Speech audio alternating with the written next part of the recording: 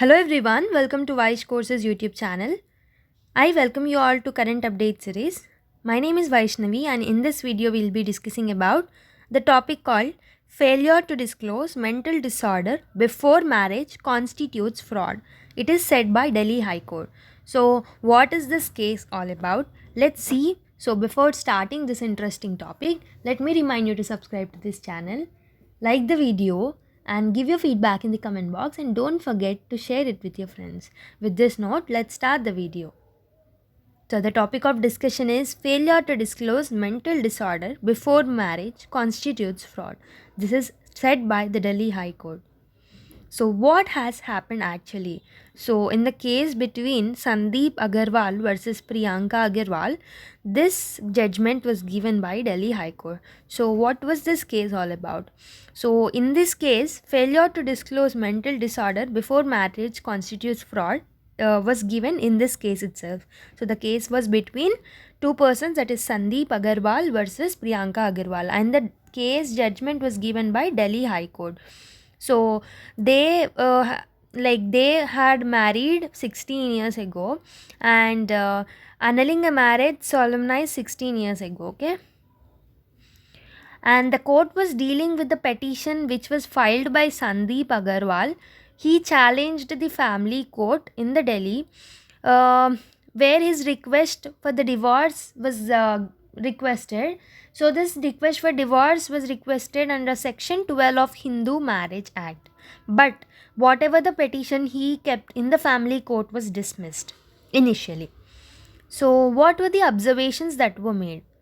If you see the division bench of Justices Vipin Sanghi and Jasmeet Singh, they observed that in the long term process, life of husband has been ruined and he was remained stuck in a relationship without any resolution for 16 years. So they have got married 16 years ago and he was stuck with the most crucial years of his life. So these 16 years were most important years of his life, and these important years remained stuck because of the marriage with that person.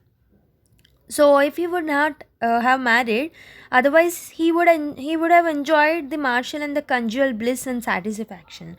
Okay, these were the observations which were made by the Justices Vipin Sanghi and Jasmeet Singh.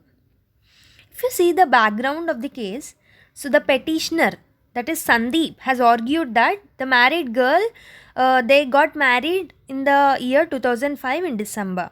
So, but the family of that married girl did not disclose any information that she was suffering from acute schizophrenia. Okay, the pronunciation is wrong, I'm sorry.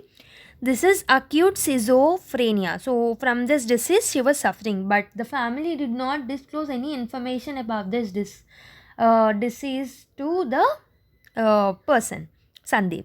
So, he added that she behaved in a very unusual manner during her matrimonial home stay and during the honeymoon also. So, her behavior was so unusual, as said by the petitioner. And he told that he took her to the several doctors because of the unusual behavior, including neuropsychiatrist. So he took to the neuropsychiatrist in All India Institute of Medical Sciences, that is AIMS, and they disclosed that a girl was suffering from schizophrenia. Okay, as the petitioner confronted the bride's family, they took her home just 9 weeks after the marriage. So, after they got married, after 9 weeks, only 9 weeks she stayed with her husband. After that, she went back to home when the petitioner asked this information to the family. So, the court told that the wedding was never consummated because she did not even stay.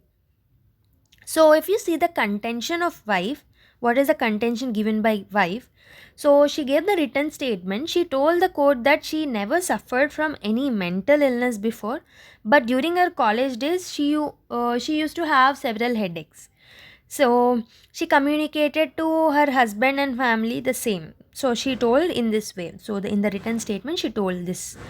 So, in its judgment, the court noted that the woman rejected, actually, she denied for the medical examination. So, court actually told that evaluation should be done by the medical board about her health, but she denied.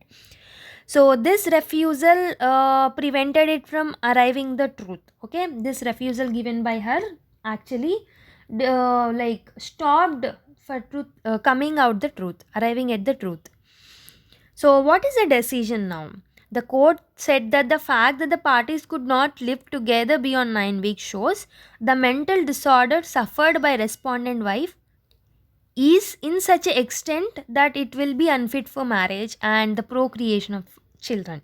So as she stayed only for 9 weeks with him, it means that she is unfit for marriage and for procreation of the children. And the bench also observed that neither the husband nor his family was informed about the mental disorder, which was passed off as a mere headache. And the court allowed the appeal and annulled the marriage. And the petitioner husband should receive 10,000 as a token cost from the wife. So this is all about this case. So he need to receive the token cost, that is 10,000 from his wife. So this is the decision given by the Delhi High Court in the case of Sandeep Agarwal versus Priyanka Agarwal.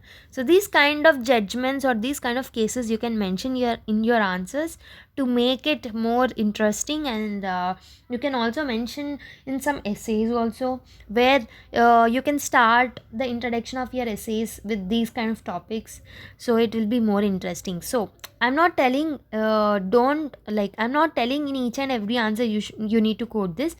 In the relevant questions, if you quote this is going to be highlight, like everyone will feel interesting in these kind of topics, right?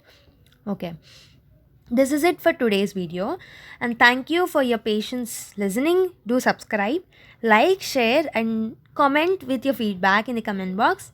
And Jai Hind.